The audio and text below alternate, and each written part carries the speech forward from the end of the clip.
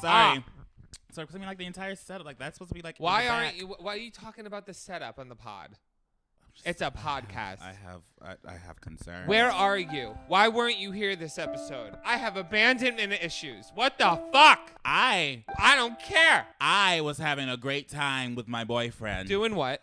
We were in Vegas. Great. We'll talk about that more next podcast. We did other things before Vegas, but I don't talk about that publicly. Okay. I'm not you. Well, because that's smart. Because it always bites me in the ass. But don't worry, since you were gone, abandoned, guys. Yes. Unfollow Mac. He abandoned us. Follow me instead. No.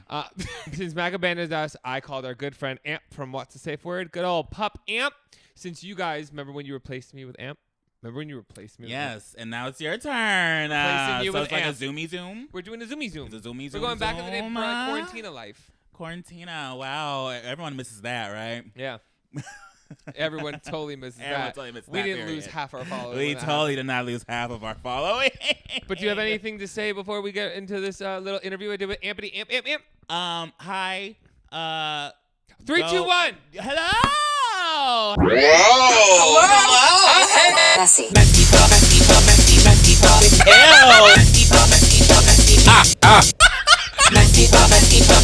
We higher than and we'll have We have nothing planned. We have nothing planned.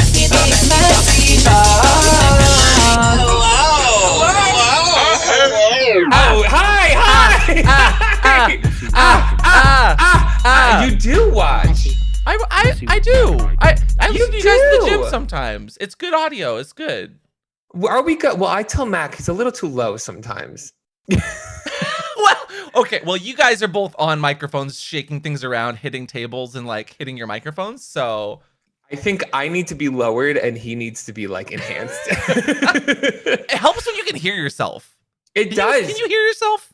I Do can you hear hear myself yourself? a little bit. No, do you listen to yourself? No, I'm kidding. Do you hear yourself when you fucking talk? Do you fucking hear yourself? Hi, Amp. Hi, Mike. How are you? Tell everybody who you are, because I know everybody knows who you are. This is like the third time you've done a show with us. So. Yeah, and hopefully more if I don't, ruin it today. Hi, y'all. Amp here from WattsTheSafeWord. I talk about sex and kink far too much. YouTube hates me. I never have a video monetized. Welcome to the show today. I'm not gonna be as high energy as Mac usually is, but I'll be here to call out Mike's shit all the time. He's not high energy. No, he's not. You know what? He sent me. Okay, so like he'll get DMs from people on the podcast and be like, "By the way, I like you more than Mike," and he'll screenshot it and send it to me and be like, "Point for me, bitch."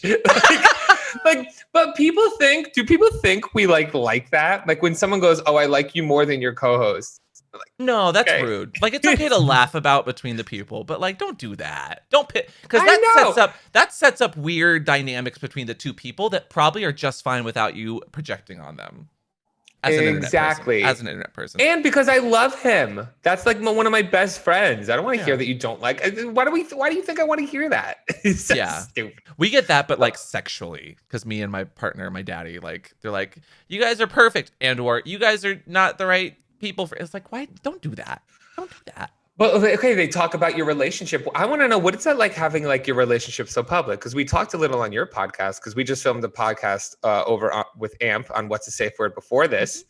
And we were talking about, like relationships, having them public versus private. Because I said I prefer to have mine private more. What is it like? What are the positives and negatives of having like a relationship that's as public as your guys? Well, I think I'm sure you can relate to like a feeling of imposter syndrome in anything that you do online. Do you ever feel that sometimes? You feel like you should be the expert? Oh, well, in my everyday life. I mean, we do a pretty good job of like sharing what we feel is okay for an episode and then like keeping the rest of it to us. But like we used to vlog a lot, and I stopped doing that just because then that became really weird and like fake feeling, especially with like, I'm sure you've seen plenty of couples that family vlog, and it just doesn't feel good. It feels so cringy. I feel like stop. There's certain things I feel like just don't. You're inviting so much in, if that makes sense. You know what I mean? My doors are closed. My blinds are down. Don't come into my personal space. I don't want your opinions on it. And family stuff, it doesn't seem authentic. It's like you're editing your family.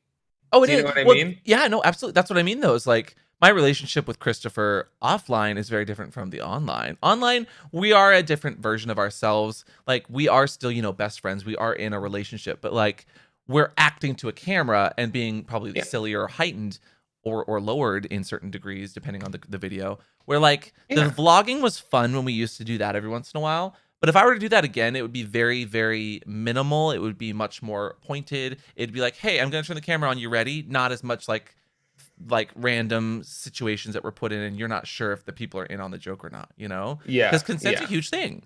But absolutely. Like, as far as our relationship goes, we share what we need to, or not what we need to, but what we want to. And we keep the good stuff that's for us. I've stopped posting as much on Instagram Reels on like every second of the day. I've just kind of been vibing with my actual relationship. Well, I feel like you need to do that just sometimes, just because and people always think when they make a comment about someone's relationship that whatever they see online is exactly how that relationship is in real life. And like, you guys think we're going to put the bad things or like the real issues or like the real conversations online? No, we're only going to show you like the funny stuff and we're going to edit it how we want to. Do you ever see like people have like a warped perception of what your guys' relationship is like? Because you guys are very open. Oh, absolutely. I mean, we kind of talked about this a little bit on like when we go to the bars on our podcast before this, but like, I'm a very chill, toned down person at a bar, to the point where people are like, are you okay? Because they're so used to seeing high energy and like laughter and puns.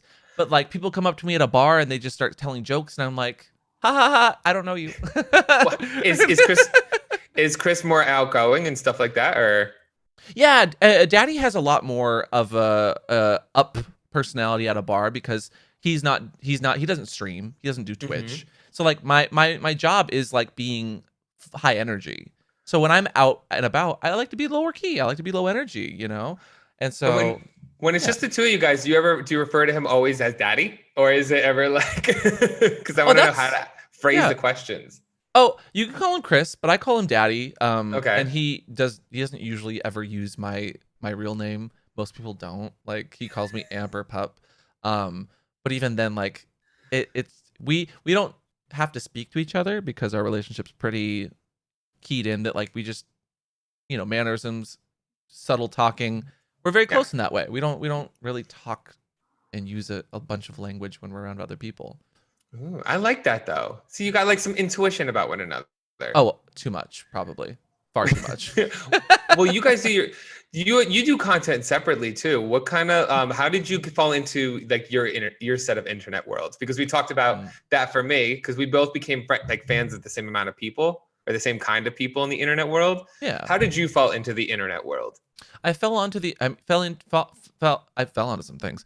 Yep, we're mumbling together. Go ahead. Yeah. So I used to be a game dev for like 10 years. And as an artist person, I would literally, instead of like listening to a podcast or radio or music, I would listen to YouTubers.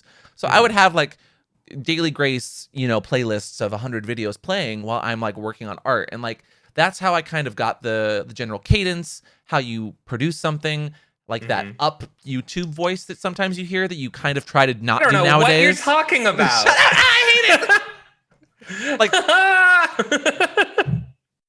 all the time. And like, I try not to do that voice as much anymore. But even as we're doing a podcast, we're like, doing the voice. So like, I have a good sense of like being able to mimic something to a degree. And then I did sex work for years. And that's actually how I met Daddy, was because he's produced porn for 35 years or so. He used to be for all the big time companies, the Hot House, the Raging Stallion, Kink.com, all the gay studios, pretty much, Cult Studios. Oh, I know Raging Stallion. I used to pirate their videos all the time when I was a kid. You're the reason porn's not doing so well. The studio I'm sorry, porn. I was a broke child. You're fine. I like the OnlyFans of it all. Minus the OnlyFans being hypocritical about their own content. But I like putting the content in the hands of the people that want to make it, instead of trying to like undermine performers who don't know how to manage themselves or might be asking for very little. Now we're actually getting this economy of people that get to ask for what they're worth. They get to create the content they want that aren't being mismanaged or taken advantage of, But that's a whole Do you have an OnlyFans? Do you have an OnlyFans? Yeah, I have there's multiple kinds of sites, but I have it out there. Oh, work. If I had an OnlyFans, I would make those cum cocktails. Like if I was somebody who could. Remember the cum cocktails, the semenology? I wanted to talk to you about it. Have you ever heard of this? So, a specific cocktail book? No. But there is absolutely a cookbook that I've considered so many times It's by buying. the same person. It's written by the same I'm not person. surprised. Yes. I'm not surprised. Okay. Yes. But it's nothing like, there's no science behind it. It's literally just like normal cocktails with a measure spoon of 1 to 2 ounces of cum. Like, it's not like because of anything. It's like, this is a Moscow mule, but we're going to call it a cum mule because there's just some jizzed in it. Like, what are you talking about? Would you try it? I want to know, would you try it? So, okay, before I answer that question, I just need to be known. I used to be a title holder for an HIV specific title. So like a leather title. It was called Team Friendly. It was an organization about like destigmatizing sex and kink, HIV, talking about PrEP. So like I need to come at it from a perspective like that. Like I am, and what's really funny is I was like the title holder for that. Everyone thought I was positive, but I'm still HIV negative because I've been on PrEP for years, you know? Okay. So there's that to begin with. Because when I hear cum cocktails, immediately my mind, my red flag alert goes, oh, someone's going to make HIV jokes and it's going to start being all problematic in that way, you know? Well, what if would you have, if daddy made you a cum cocktail, would you try it? Because you know where it's coming from. You know, what? You're going to be all bashful with me now? No. I just like the way you phrase that. If daddy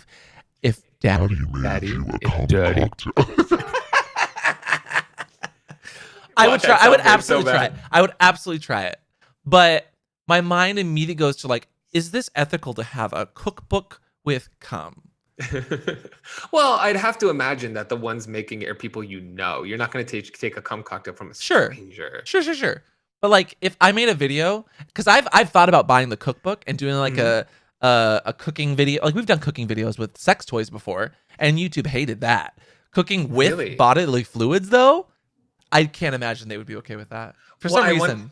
It's all about how you word it, because I was going to do this with you, but you're not here in person. So I came up with an idea. He's like, no, wait, we're going to be eating cum? We're going to be eating cum? I'm ready. I am ready. But no, I found a recipe for artificial cum, like the stuff they use, like they make. Mm-hmm. So I got the ingredients, and me and Mac, I figured, and I was going to do this with you on a podcast, but we have to, I'm recycling the idea. Mac's just going to have to do it, where we're going to make and try artificial cum on the podcast. And then I'm going to make a YouTube video making cum cocktails with the artificial cum. Now, place your bets. Do we think it's going to be? Does it taste like cum? Does it taste like? Oh, absolutely. I haven't done it yet. I don't know if it's going to be demonetized. I get away with a lot of shit. We don't, because we're a sex education channel. So like, I think they err on the side of you're inappropriate. And I could just call them dirty cocktails and be fine. Yeah, you'd be fine. You'd probably be fine. And then just, set it out at the beginning. Like whenever I say the word this, like that's what I'm talking about, obviously, you know? Yeah. There's like that song. I hope it's not copyright, where it just goes, come, come, come. You ever hear it? And we're going to listen to it live right now. Hold on. Hold the fuck. I'm going to put it.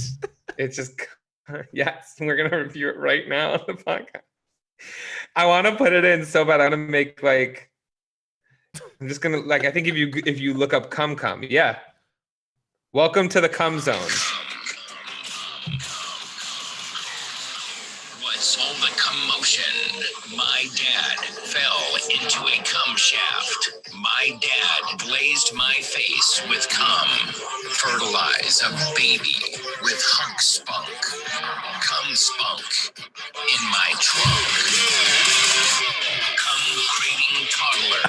Cum dripping cut. Okay. Come back. Oh. No, it's literally just come. And I want to make a video of it so bad because I feel like it'd be a fun activity to do on the podcast, and I could correlate it to a YouTube video. Can you please get some like glazed donuts for this video as well? Please. Maybe I can't have donuts. I'm on that diet. It sucks. Well, just get them for Mac then. He can tell me what you think about the ingredients if you want to take please notes. Yeah, taking notes. It is egg whites, cornstarch, sour cream, and salt. Or you could use yogurt instead of sour cream. That is an interesting mix. And That is an apparently interesting mix. It makes cum. Or like artificial cum. But can you buy artificial cum? That they use artificial cum in porn, right? Oh, Right? no. Well, yeah, no, yes, but Some, so what they use in straight porn. Yeah. So in porn, people fake cum shots all the time. Sorry, but they do. Yeah, no, they don't. And some companies will use the cum lube now because it looks good enough. But have you seen eat it? Spunk Lube? The Spunk Lube? No, this is not a sponsor. I no. Could you imagine? No, but there's a lube called Spunk, and it's like a hybrid water base. I think it tastes very sweet and gross and chalky, but it looks like so cum. it doesn't taste like cum. It doesn't taste like cum. It's sweeter and it's not good. I don't like it personally, but that's what people use whenever they can't get off. Because the money shot, if you don't come. If I don't got that hunk spunk, you ain't getting that cash money. That hunk spunk. That was in the song you just played. I know. I don't like that word spunk. I feel like that's what they say in the UK a lot. You spunk. Well, that's what the lube's called. Spunk Lube. What is it? Maybe it's a UK based product. Possibly. But I see them on all the porn sets in America. Anyway, like there's plenty of scenes where I've had people that couldn't get off because they've shot up their dick with the boner stuff, and they just put a little bit in like the cup of their hand. They put the camera's coming like the camera's shooting from below, and they're jerking off and they're making the noise, and then what you do is you just squeeze your hand enough that the cum starts to shoot out. So you just get a good little suction, and there you go. Ruined every porn. Did I ever tell you about the story about how I almost lost my dick over the summer? Let me tell you the story. No, you haven't. Let me tell you the story. Oh, no. Let me tell you the story. Amp, Okay, first, let me guess. Is there one of three things? A cock ring involved, Viagra involved, or some sort of penis shot? Yes. Okay, continue.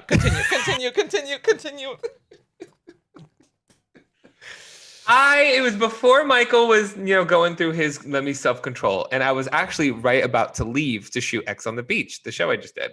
Oh. So right before I go, I guess I had a really, really wild night and ended up at like a sex party. And someone wanted to give me one of those little shots that you get in your dick to get a boner. Yes. Okay.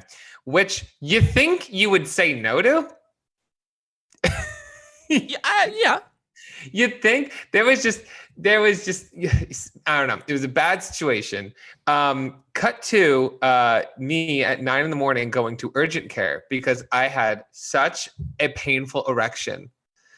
And I think this is the first time I'm telling what actually happened because I think I mentioned this story in the podcast before, but I was probably lying about how we got here. I go to urgent care and she's like, all right, pull it out. And I'm like leaned over. Why I chose to wear gray sweatpants, I don't know. I think I couldn't really have anything constricting. So I have to whip out my dick in front of this woman and it is like bruised at this point. And she's like, oh, I can't help you. How long has this been? I'm like, about 4 hours. And she's like, you need to go to emergency right now. Anytime after 4 hours, you could lose your dick. And now I'm crying. So now I go to one hospital and I went to the wrong hospital. So then I got to drive from that hospital to the other urgent care. I'm sitting in just waiting. They have to bring in a penis doctor. I didn't even know there was a thing. Yep. And the guy comes in and goes, okay, here's what's going to have to happen. Because you could very well lose your dick. You're going on 6 hours. After 4 hours, there's no blood circulating to your dick. And then they're like, what we might have to do is we're going to give you, they took out these 3 giant needle shots and they said, we're going to give you an injection, 2 big injections in the side of your dick. And then we're going to manually drain the blood out. If that doesn't work, we are going to take 2 scalpels and we're going to make incisions down the base of your cock and manually drain it out like that. And if that doesn't work, then you lose your dick. I'm sobbing, Amp, in this fucking hotel, not hotel room, this hospital room. I'm sobbing because I'm thinking I'm going to lose my dick. I'm like, I'm going to go on a dating show with no dick. Like, what? What, Mike, with no dick? That's... Is your dick insured yet, Mike? It's my whole personality. It should be. Okay. Well, your personality? Good. It's my whole personality.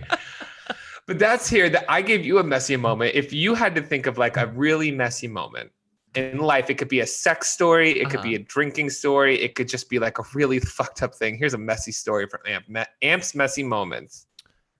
Mine involves a penis shot, oddly enough. Oh, This wasn't planned. This wasn't planned.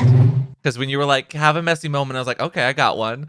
It actually, full circle, Which, by the way, don't be careful with who you take these from. And my recommendation is don't. Just don't. Don't. It's never a good idea. Yeah, no, I agree.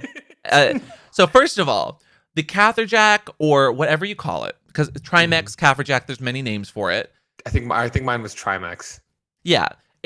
So like there are people that know how to do, there are penis doctors, as we've now learned, who literally, if you request Trimex from a doctor, which you're allowed to, people have erectile dysfunction, that's the purpose of it. Yeah. They sit you down and they give you the one-on-one, or the 101 even, of like, here's how much you put in. Your body builds up a resistance. If you put this much in this time, you might need this much next time. Like it's minuscule, like millimeters or milliliters, whatever. Yes. It's not a lot, because what it does is you get yourself like half hard, half chubbed, half boner. You put the shot in, and then you continue to get the full boner. And what the shot does is it closes those capillaries in your blood there and forces all the blood that's in your dick currently to just be trapped there for a little bit. It just pretty much siphons off. It's like a hose. You've cranked a little nozzle on the hose, and the blood or water is stuck in the penis and engorged. It feels like your arm's asleep, kind of, and it's pulsating over and over again, right? And it hurts. It's like if you so touch it. Yep. Some people were like, just jerk off. I'm like, I can't. You touch can't. It. No. It feels like a balloon that's about to pop because it's so full of blood that's not going anywhere. Now imagine, if you will, it doesn't have that effect. Welcome to my story. So, you might think how I got here. Well, no. It was a beautiful sunny afternoon. Yeah. Here's my mom. Here's my dad. Anyway. I used to work with, I'm not going to name the porn company because I don't want to get anyone in trouble, but I used to work with lots of different porn companies. This was back when I was doing sex work full time. I enjoyed it. Never had messy, druggy moments because I'm not a drug person, or again, pot's the only thing I ever do. And that's for my own sake, because I'm a control freak and I could not do drugs. But every once in a while, performers will do a Trimex to stay hard. You're doing a shoot for 7 hours at a time during a day. It's a lot to stay hard. Yeah. Especially the bottom, who I was usually almost always in the scene. And on top of that, this particular scene happened to involve a lot of roughhousing in like a wrestly way, intentionally. And the person who lost the wrestling had to, bottom, which I'm fine with again. So we are halfway through the shoot that day. I'm exhausted. I can't keep my bone hard for another 3 hours that I know is going to have to happen. And I have a Trimex in case I need it. I'm also I'm bad with needles. I don't know if you're good with needles, to begin with. Really? Oh, I can't. I'm fine. I was a kid. I used to always watch. I can't. Even we've done HIV related sponsors before. We have to prick your finger and do the blood thing. I can barely do that without getting squeamish. I'm terrible. Okay. So I am we need to get this shoot done. It's going to be a hassle. I am so low energy. I'm wrestling. And if you've ever tried to keep a boner to begin with while wrestling, it's hard because there's so much energy. Well, not true. I used to pop boners all the time when I used to wrestle. That's fair. Different when there's cameras and you're in a heated, lit, very well lit environment. So my model co-star who I've worked with before, and I go to the bathroom and he's like, "Here, let me help you," because I can't give myself a shot. I can't even see the shot. And it doesn't hurt that, but I mean, it hurts It's a prick. It's a prick. And if you know what's happening, terrible. If it was just a pinching your dick, that's not bad. But if you know what's happening, for me, it's the mentality of it. Yeah. I get in my own head. Your dick. It's a needle going in your dick, which a needle, honestly, unless it's a doctor. I always tell people, if it's not a doctor, I don't think a needle should be going anywhere near you, especially your dick. Do you know what I mean? That's why let's not. Let's just not. So I get the half chub. I do the thing. I have a red mark on my dick because, and you try to do it on the underside because you don't want it to be visible in the porn. It not only doesn't work for me, I now am almost fainting because of I don't like needles. and I can feel it not working, and I'm in my own head now, and then I have to like take a shit even though I've like cleaned out really, really well. My stomach starts to get upset. I still have 3 hours where I have to be naked and look good and wrestle while getting fucked because I'm gonna bottom. We all know I'm gonna bottom. I have 30 pounds less on the guy in this wrestling shoot. We take a lunch break. I'm white in the face. Wait, a lunch before bottoming? We need to take a break because the cast and crew are hungry. Okay. I'm clearly not going to be able to work for at least a 30-minute period to like recenter because now I'm not only not hard, but I'm like about to faint and white in the face, and I'm already white as fuck. Mm-hmm. So I've cleaned out, I've got my shower shot. I've cleaned out fully again because my stomach was so upset. We eventually get the shoot done. But thank God for like cock rings. Thank God for like rope and like being in compromising positions because, and to make matters worse, the top couldn't come in the end, so we had to use the fake cum. Oh my God! It's either one person can't get a boner and then one person can't get. Yes, me and Mac have the same problem where Mac can't come, and I have no problem having to do it in that department. I gotta last longer. That's the stuff. I take medication for that. Well, don't take a Trimex, y'all. It's more trouble than it's worth. And I've heard plenty of other stories like yours, Mike, where the kid waited a day later and is still hard and didn't think about it. And by that point, you might lose your dick because after 4 hours, they don't put the 4 hours on the commercials for no reason. It's an appendage and there's no blood circulating. That's why if it's your arm, if there's no blood circulating to your arm will die. Yeah. Like your body parts will die if they don't have blood. That's kind of what happened. Oh, it was terrible. Yeah. So was the sex. Yeah. And you know what? Messy. If sometimes just listen to your body. If it's not working, just say, you got maybe not right now. Yeah. I mean, you were in a situation where you had to work. So, but I know my body. Like I will be the first bottom on a porn shoot that says you need to put more lube in there. You need to put, and they'll be like, "Are you sure we put a lot?" And I was like, "I'm the bottom. I said put more lube on your dick. Don't put it in me unless you put another gallon of lube on your dick." Like tops sometimes need to bottom more. That's all I'm saying. Honestly, I feel like that's where I'm working at. That's what I'm working up to it. I'm trying on my way. You mind if I ask you some questions that were fans submitted? Never. Okay, well, I'm doing it. Consent. No, I mean, no, I never mind. Okay. Let's see. I just went on Instagram, our MessyPod Instagram, and I asked people like just to send in some fun questions. So I figured we'll do a few of these to like gauge your knowledge of the community. So, and as someone who knows a lot about BDSM, hold on, I want to guess. BDSM. Body does sexy movements. You're kidding, right? You're kidding. Hold on. No, I have no idea what it means. Body. No. Dance. No. Still no. Big dick. Big dick, small mouth.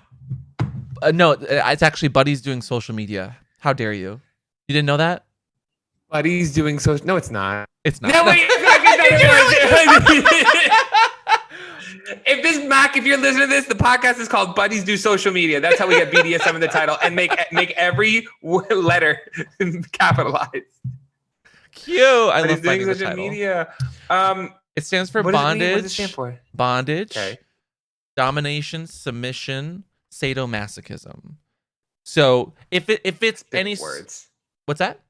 There are big words in that. Yeah, bondage. Well, bondage is, and then masochism. Masochism is like harming yourself. So masochism has an M in it. So I remember masochism is when you like to harm, like you like to be hurt. It's consensually, obviously. Okay. Yes. Not the masochism that you not put like yourself through going on the internet. Yeah. Yes. No. Yes. And then like I like to be choked a little bit. Yeah, but you're like telling someone to choke you a bit, Yeah, which is fine. Yeah. It's all with consent. I mean, that's what we're talking about. Yeah. What is the best way to get into BDSM safely? No such thing as safe sex, first of all. There's safer versions of sex. I will never say that you are having safe sex. You're not. Sex always has inherent risk. Okay. Yeah, That's my a good perspective on that. take. Yeah. Well, you should always be prepared and like have things. What's the word I'm looking for? You should always have like know the risks, all Yeah. the risks. Yeah. So there's nothing that makes you completely safe, is what you're saying. Yeah, there are safer ways. So like make sure you're practicing with people that you vetted. Make sure that you do have those fallback plans. I call it risk aware consensual kink, which if you want another acronym, that's RACK, RACK. You're risk aware of the kink you're about to have and you're consenting enthusiastically, but you are aware that there might be something that could go wrong. If you're doing bondage, hey, a limb might fall asleep. That's a risk. If you need to have scissors nearby. If you're doing some breath play, which please don't ever do it by yourself, you have a partner that knows the risks there. They know the difference between like the trachea and the actual blood that flows in through there, where to grab, you know? So well, not only risk-aware. physical, and not only physical stuff, also like emotional risk aware. Like me and Amp talked on his podcast about if I've been able to explore anything about with the kink community and stuff like that. And I haven't because of my own emotional scars and traumas. But I feel like I would if I found like a partner who was able to like emotionally support me in case I had a full freak out panic attack, which has happened in the past. So, well, do you know what I mean? Yeah, no, I do. And that's part of the negotiation too, which a lot of people don't talk about is like, they don't talk about like, hey, if something goes wrong, what does that look like? And what do we do? Which I wish more people had conversations about. Well, let me ask you, one of the people want to know, this is a good segue into it. What are some questions you can ask when vetting somebody to know whether or not they're safe to like experiment in kink with? Ooh, do you have references? Like a specific kind of kink? Kinky people all have like a little black book, you know? They all have people in their phone that they like have sex with, or they do it frequently, or maybe they go to the bars, or they have places they go frequently. If it's a play party, you usually almost always have people that you can vouch for you, you know? Or you can mine show is examples. The city of West Hollywood. Oh, well, mine is the entire city. Or the entire island of Manhattan, some areas in Spain, and Mykonos. Very specific. I can't imagine what Mykonos. What happened? No, kidding. Low hint. No. We don't speak her name. We don't speak her name. Yeah. I would say just make sure you have good questions for him. Like, what is your vetting process? You know, you're getting to feel someone. What are they into? Like, where have they been in the kink scene? Like, tell a bit about your story. And like, do you have safety precautions if something goes wrong? I mean, again, you should always ask questions that take your safety into consideration first and foremost, and then see how they are based on how they answer. If there's ever a red flag, there's a red flag for a reason. I say just look for communication. Look for somebody who listens and asks questions, because when you're doing something like Amp says, where there's going to be risk that you need to assess, the person's communication needs to be very clear and concise, that you are both protected at all costs. Right? And and there should never be like talk back of like coercion or, well, are you sure you're not into this? No, it should be very clear what's on and off the table with the person. And if there's any red flags, you should be like, goodbye. Nice to meet you. Oh, someone has a fun question, and then I have a follow-up one. What is your favorite part about being a pup? Oh, so pup play, animal role play is people dressing up like dogs. It's not anything super ridiculous other than that. I just like that it isn't super serious. It is so comical. If you are not approaching a play like that, a role play, and being able to laugh at yourself and just have fun, you're not doing it right. It's fun. I love that. It's fun. Is there other animals is there like a popularity hierarchy among animals? A popularity? No. Like a popularity? Is there like tiger play? Is there gorilla play? Is there unicorn play? I don't know that I know too many people that actually would dress up as a unicorn, but there's people into like pony play. There's people into like dragons. There's overlap with the furry community that some of them do sexually adventure into the sex realm.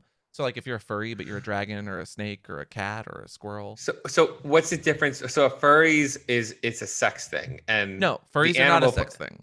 Okay, so what is animal play and furries? Explain. Okay, so furries are people that like to have anthropomorphized versions of themselves, or maybe like spirit. Definition of anthropomorphized. Oh yeah. Okay, so giving human characteristics to animal characters. Great. Now, Some people will use the term like a spirit animal, which is offensive. We don't use that anymore. Some people will talk about their fursona, you know? Wait, why is it offensive? I didn't know Um, that. because people that might be Native American, like that is a Mhm. term that they use to be much more spiritual sided, not to talk about the kink or the furry community or sex in that regard. So it's just Thank you for letting me know this. Yeah. Thank you for letting. I did not know this. Yeah. So we say like fursonas for people in the furry community. That is like their alter ego. Like if there's a Mike that is just Mike, and then there's Mike that envisions themselves as like this cool, super hot, like dog man that gives you like some sort of power to yourself to be who you want to express in the world. Like that could Like be like a drag. fursona. Yeah, it is Yeah. like drag in a way. But of Yeah. course, we keep they're different things, but there's They a are lot of completely. Yeah, similarities. they're different things, but it's kind of like using a medium. Kind of like, you know what I mean? Leather's drag. People I in leather are in a persona, you know? What are Anyway, the most like? Is there like they're not like a ranking, but what are some of the most popular things that people like to dress up as when it comes to like? Is it just animals? Are there other things? Like, is there a warehouse full of people dressed as a lamp? That's what I want to know. And would you be surprised? Everyone's wearing lampshades. Are you lampshading the conversation right now? God damn it. So, but do you know? I know what you're asking. People like to dress up as furniture and be human furniture. It's pornophilia. It's love a kink. It's That's a kink. cool. Yeah. But it's not, people are not like, they don't have a lamp fursona, I don't think. Now we're mixing the medias. And anyway. Yeah, see, now I'm making it confusing. Your question was like furries versus pup play. Yes. Right? So furries are like fun, colorful, usually around the art and the community. Very, very heavily queer. 80% of furries are on the queer spectrum in some way, which is a fascinating fact. But then the pet play is like sexual role play, a dynamic where someone is in control or a handler of a pet and the other one is a pet. And that's the DS, the dynamic of the domination and submission. Two things that are different, but sometimes overlap. I'm bringing a lot to this. Yeah, I know. That's fine. Is it primarily a thing in the male queer community, or is there like what are some BDSM things that are more for like the lesbian community? Is there anything that, because I feel like a lot of the kink BDSM stuff deals with mainly men in the queer community, and I don't know much about our lesbian sisters or beans. So I mean, like we look at like the dykes on bikes, like the leather culture around like motorcycles and that kind of that gear, that bar culture is very big for the lesbians, the butch, the queer community in that regard. But I think to answer that question, but not answer it. I don't know. I'm curious. Yeah, no, that's fair. My thing is like as a very well visible pup who is a gay cis male, I get a lot of femme presenting people, whether they're trans, non-binary, or women, who ask and they're like, "Oh, well, the puppy play is only for guys, right?" But it's not. There's just a lot more guys visible because they were the first ones that started tweeting about it, and they're all over Twitter now. But like, there's so many female pups and kittens and other kinds of animals. It's just sometimes they don't feel they can be there. Yeah. I didn't know about kittens. Kittens are probably a more female dominated space, but I think that's a gender norm where like guys don't feel that they can be a cat, whereas I know guys who are kitten players.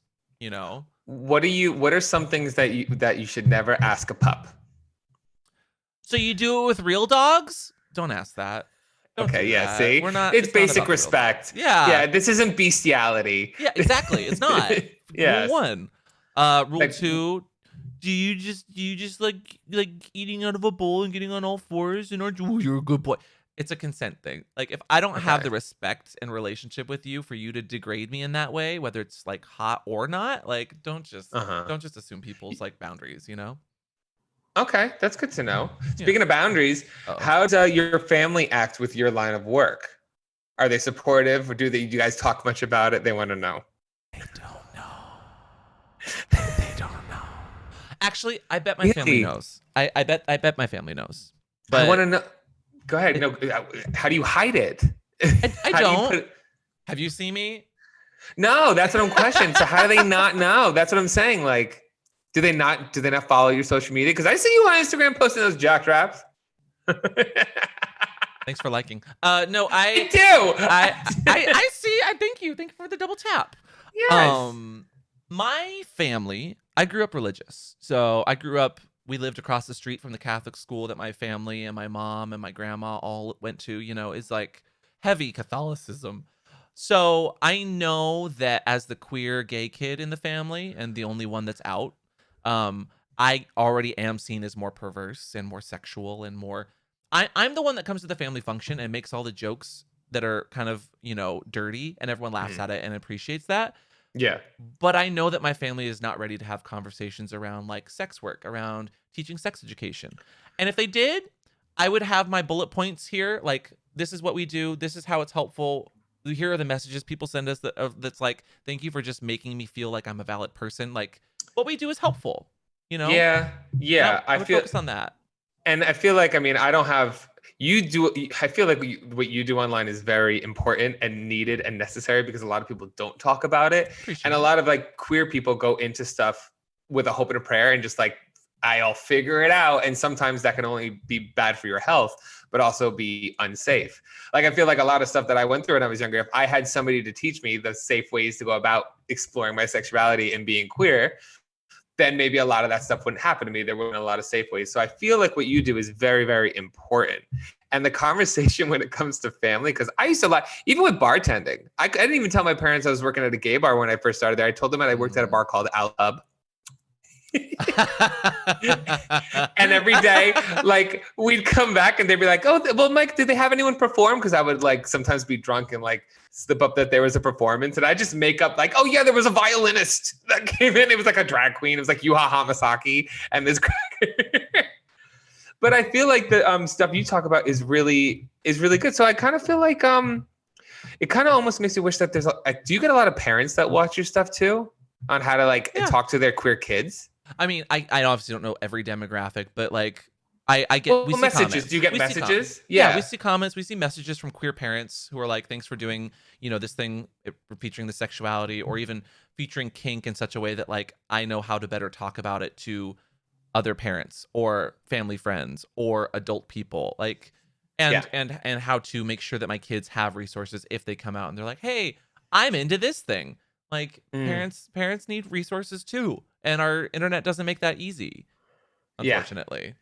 I saw somebody talk about this on Twitter, and I couldn't decide if I agreed with them or not. Someone said it's one of the weirdest things in queer culture is that we wait for the child to like make the grand announcement of coming out, when maybe it'd be easier if parents are just like, oh, like bring up for parents to start the conversation. Where I don't say you have to call your kid gay or not, but like open up the conversation about queer stuff. But then part of me also wants to say it should, like, I want to say wait till they're ready, but I'm not against the idea of taking that kind of pressure off of a child's shoulders. So I'm a little torn with what advice I would give for people where I think you should make it the child's decision to come out, but create an environment maybe where it would be more willing and easier for them to do. Like, what do you think about something like that? I think that it's never cool to feel embarrassed or weird about your sexuality, and I think that parents can make it a little embarrassing if it was like, oh, we knew, because I had family. I had family like that. I hate that. Like, but to that same degree, I would much rather a family member be like, oh, we knew, honey, we were just waiting for you, than somebody who was homophobic or didn't know what was going on. I would much rather prefer a family that was providing that, maybe, as you said, like a the hybrid situation where the parents are not pushing you out of the closet, but they're creating an environment where if you were to say that at any time, they'd be like, oh, that's great, congratulations, I love you still, nothing changes, go clean your fucking room, make sure you pick up your brother from soccer practice, like something like that, Yeah, and people don't know how to navigate this conversation easy. I know with my whole thing, like coming out on the show, being with Aris, and people didn't know that I was with Aris. A lot of people are like, oh wait, he's gay. Oh wait, he's straight. Oh wait, no, now he thinks he's straight. Now he thinks he's gay. I'm like, first of all, technically, even though Aris is a trans woman, being in a relationship with her would still be a heterosexual couple because trans women are real women. Oh, and But say that to people, they can't wrap their mind around then that. they lose their fucking minds. Oh. And then I was like, the amount of times I've had to remind people that I'm as fluid individual, but I also refer to myself as bi, or sometimes I'll just be like gay, queer. I just say it. And it's I don't know. People are so fucking like stuck on that label. I'm like, can't we just like whoever we want to like? It's just people trying to exist. And what's wrong? There shouldn't be anything wrong with that. But we always find a problem. And you said you identify as demisexual, correct? Yeah. So I'm a gay queer man. But being demi is it's on the asexual spectrum. So I am a very sexual person. Hi, hello. I teach sex education, but I'm not always like, yeah, I gotta beat one off. I'm so sexually aroused. Like I am much more attracted to a person on secondary attraction.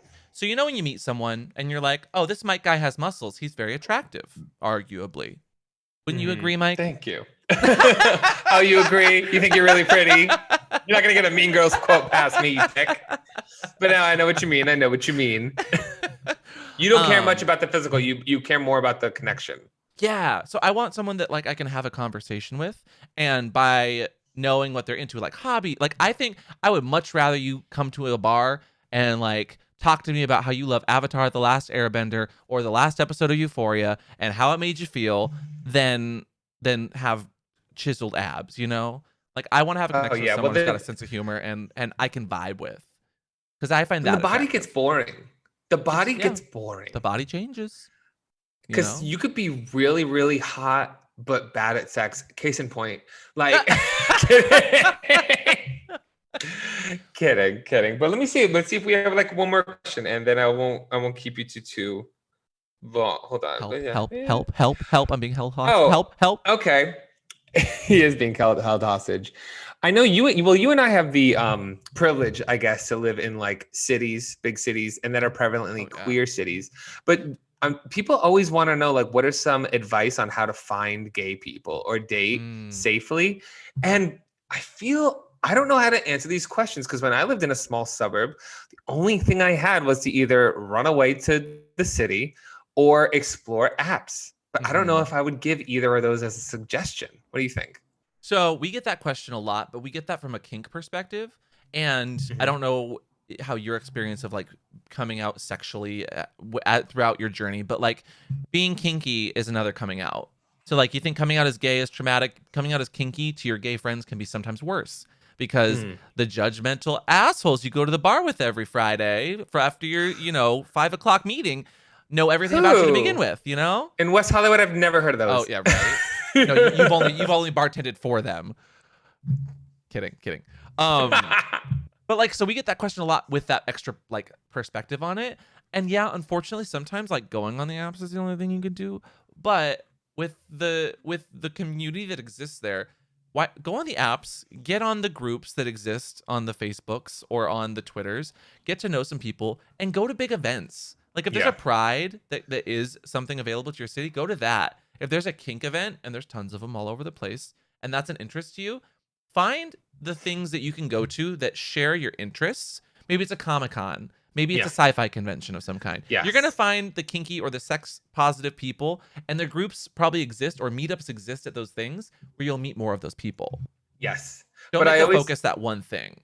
And if you don't have anyone else who could know where you're gonna be, like whether you're on apps or going to events or stuff, just for your own safety, because like a lot of people they have no one they can go like talk to, and they still go to these things, which causes unsafe situations. Yeah. My advice is if you don't have like a friend yet, or anyone in your family, or someone that could just know where you are to check on you or go with you, then I would say maybe you aren't ready, or like just wait a little while longer.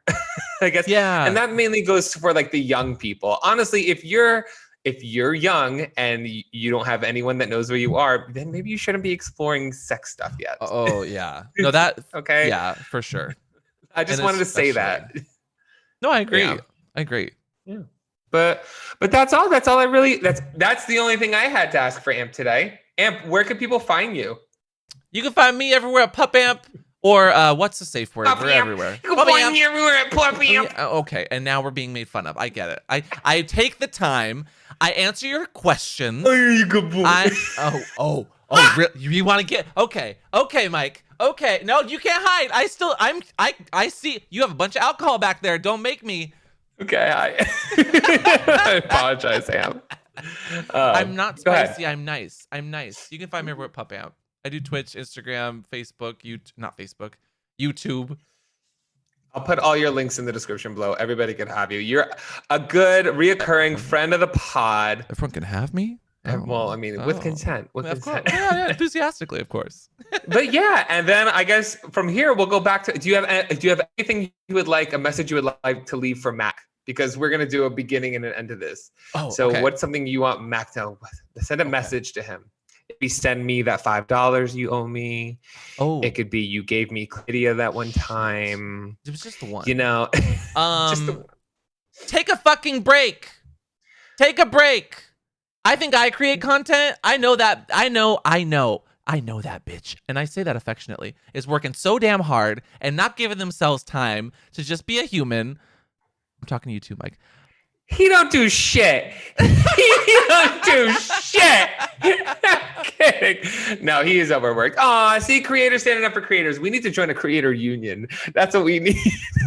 The last thing I need is an organization I have to be a part of. Hey, these people. Well, like all their shit. Follow, subscribe, tip your bartenders and YouTubers. Sometimes they're the same. And back to Mac. Bye, Amp. Bye. Wow. Oh my God. Oh my goodness. That interview, that was an interview. That was delicious. You know what we did in that interview? What? I asked questions and Amp answered them. What were the questions about sex? Probably. I mean, obviously. You better shut the fuck You better up. shut up. Shut your Shut fucking up. mouth. Come here. Come here. Come here. Yeah, you want to speak? here. You want to say something? Say it to my face. Come here. Get in camera. Get in camera. Messy with Mac and Mike. Bitch. Where can people find you, Mac? You can find me anywhere if you search Macla. That is Premier. Where can we find you, Mike? You can find me everywhere if you go fuck yourself. And don't forget to find us on all of our socials at MessyPod. And you can send us all your hookup time stories, keeper creepers, what the fuck Floridas, gay agendas, all that shit to MessyPod@gmail.com. And also buy my toy. I have a toy. I have a little mini me. Go buy it. YouTube.com/Mac does it. Okay. You've been douched. Do you have a toy? Promote yourself. Are you famous enough for them to make a toy about you? I have a premiere party for my fucking TV show at Bdsm West Hollywood on March 31st if you're in the area. So eat shit, dick. If you want to come see us, we will probably be there. Bye. You've been douched.